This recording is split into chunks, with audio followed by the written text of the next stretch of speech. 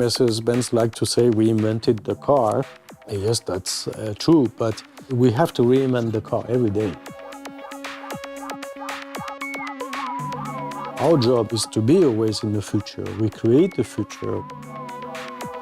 I think the main task here is basically to just live in this kind of, city, this moment of incredible, it's booming. You just have to be in the center, basically, and see what's happening to capture all this creativity. We have to really study the habits of the Chinese people. And then filtering it, basically.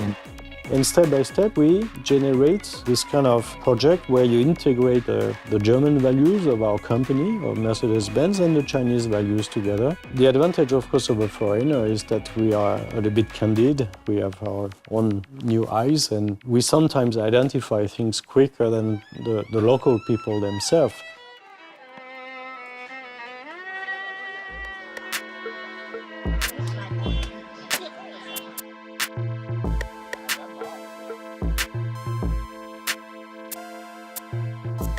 Beijing offers this kind of contradiction, old hutongs, and then at the same time you have these huge mega skyscrapers.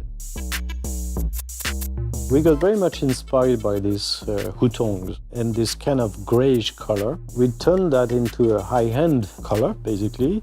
A very nice contrast of futuristic elements, dashboards and all these kind of things, and more traditional elements, including the wood. We found a very specific Chinese wood, which is gray.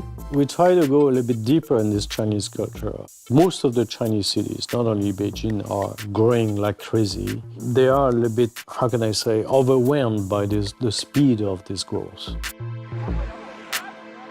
Challenge is to kind of make people move from point A to point B in a more efficient manner instead of just using heaps of cars. And I think, the main challenge is the size. The one solution is to kind of not just design within our own little world and separate private transport from public transport. It takes both sides, basically, to come up with a solution. I would like the automotive designers get back a little bit to a broader picture now of their work and not just styling of a car. We have a social responsibility. It's good to create and to design a nice, beautiful car. But if you want to make a successful business, don't forget you have to have an infrastructure that can absorb these machines. So in the next 10, 20 years, probably, unfortunately, for traffic, but it's going to be more cars. But maybe at the same time, you have also more kind of unique mobility, maybe more smaller solutions, maybe 1 or 2 seaters. I think personally quite convinced that you will have a mix in the future of engine cars, hybrid and electric cars. The car will become a robot.